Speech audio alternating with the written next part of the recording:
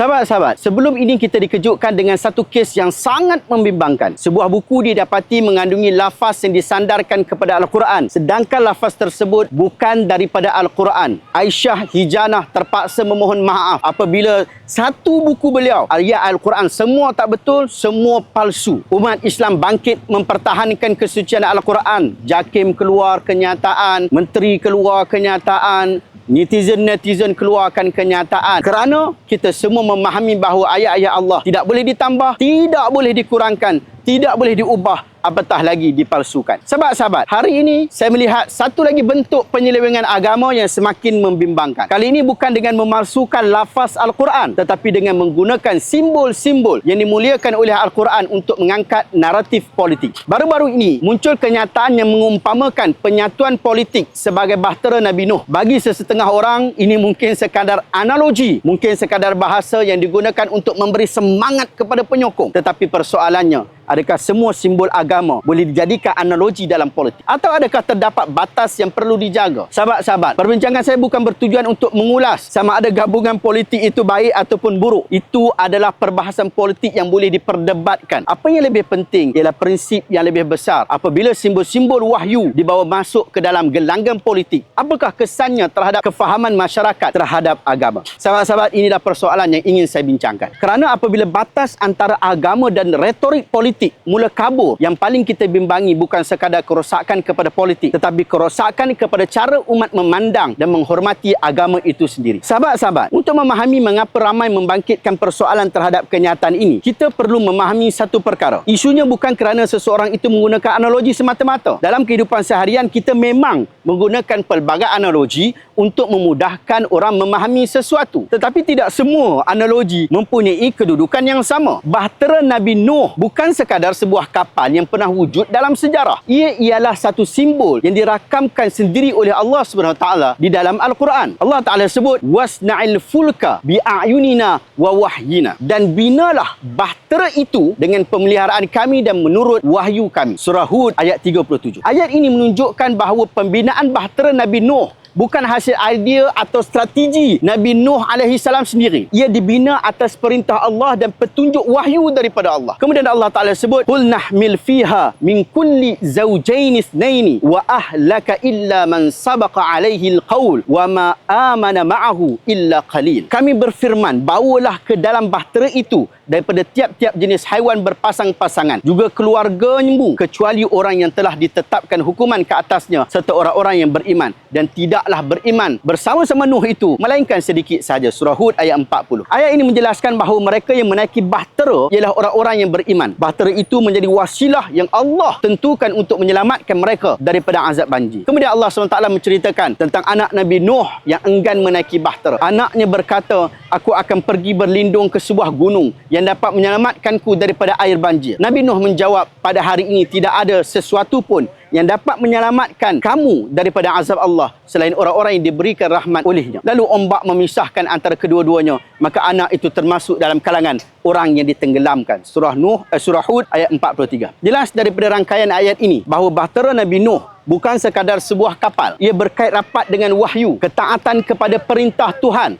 dan penyelamatan orang-orang yang beriman daripada azabnya. Sebab itu persoalannya bukan sama ada niat orang yang sebut ni nak gunakan analogi ni, niat dia baik ataupun tidak. Persoalannya ialah sama ada kita wajar menggunakan simbol wahyu yang mempunyai makna syar'i yang begitu besar untuk menggambarkan sebuah pakatan politik yang merupakan hasil ijtihad pendapat seorang manusia. Sahabat-sahabat, Islam tidak melarang umatnya berpolitik.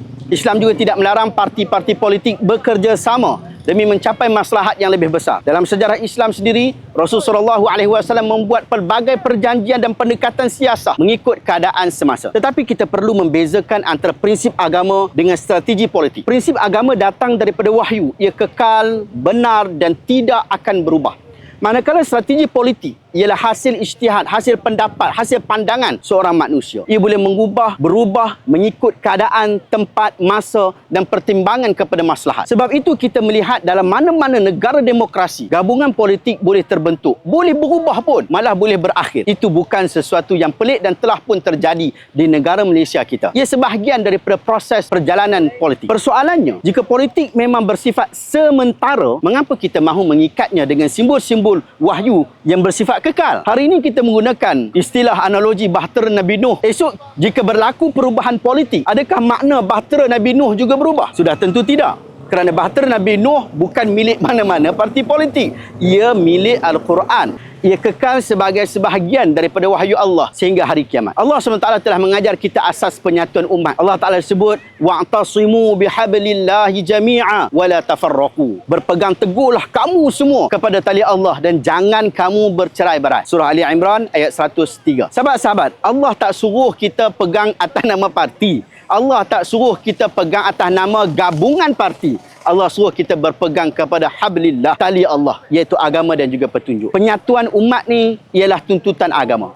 Tetapi bentuk penyatuan itu, pendekatan politiknya dan siapa bekerjasama dengan siapa, semuanya berada dalam ruang ijtihad manusia. Sebab itu jangan kita samakan tuntutan agama dengan formula politik-politik tertentu. Yang satu datang daripada wahyu, manakala yang satu lagi datang daripada pertimbangan seorang manusia. Sahabat-sahabat, daripada perbincangan ini saya berharap kita dapat membedakan antara dua perkara yang sering dicampur adukkan. Kita mesti berhati-hati apabila menggunakan simbol-simbol yang dimuliakan oleh Allah SWT dalam Al-Quran. Hari ini mungkin niatnya memberikan semangat kepada penyokong. Tetapi esok, apabila politik berubah, gabungan berubah, simbol yang sama boleh menjadi bahan sindiran dan juga cemuhan masyarakat. Orang akan kata, macam mana dengan bahtera itu dah tenggelam ke ataupun sebagainya. Ini adalah satu perkara yang sepatutnya kita tidak biarkan masyarakat menyebutkannya. Ini yang paling kita bimbangi. Yang tercalar akhirnya bukan parti politik kamu. Yang dipersoalkan akhirnya bukan gabungan politik itu, tetapi simbol-simbol agama yang Allah Ta'ala rakamkannya di dalam Al-Quran. Allah Ta'ala sebut, ya ayyuhalladzina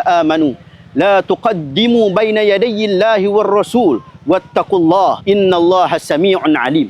Wahai orang-orang yang beriman, janganlah kamu mendahului Allah dan Rasulnya dan bertakwalah kepada Allah. Sesungguhnya Allah Maha mendengar lagi Maha mengetahui. Surah Hujurat ayat yang pertama. Sahabat-sahabat, ayat ini mengajar kita satu adab yang cukup besar. Bila sebut dalam ayat ini, semua para ulama menyatakan bahawa ia berkaitan tentang adab terhadap Allah dan juga Rasul. Dalam urusan agama, kita tidak mendahului petunjuk Allah dan Rasulnya. Kita menjaga batas yang telah ditetapkan oleh syarak, termasuk ketika menggunakan nas, menggunakan kisah-kisah tertentu dan juga simbol-simbol agama dalam kehidupan. Penyatuan umat Islam sememangnya satu tuntutan yang mulia. Tidak ada siapa yang menafikan isu berkenaan. Tetapi bentuk pakatan politik adalah ruang ijtihad manusia. Jangan sampai kerana kita terlalu gairah mempertahankan satu pendekatan politik, kita mengangkatnya sebagai simbol-simbol wahyu sehingga masyarakat gagal membezakan antara agama yang kekal dengan strategi politik yang berubah-ubah. Sahabat-sahabat, politik kepartian ini akan datang dan ia akan pergi. Ada parti akan menang, ada parti akan kalah. Ada gabungan yang terbentuk, ada yang akan berubah dan mungkin akan tenggelam satu hari nanti. Tetapi Al-Quran tetap kekal sebagai petunjuk hingga hari kiamat. Sebab itu jangan sekadar mempertahankan lafaz Al-Quran daripada dipalsukan. Kita juga mesti mempertahankan makna, kedudukan dan simbol-simbol wahyu daripada digunakan di luar batas yang sepatutnya. Kerana apabila agama dijadikan alat untuk mengabsahkan politik, yang rugi akhirnya bukan politik. Yang rugi ialah agama itu sendiri.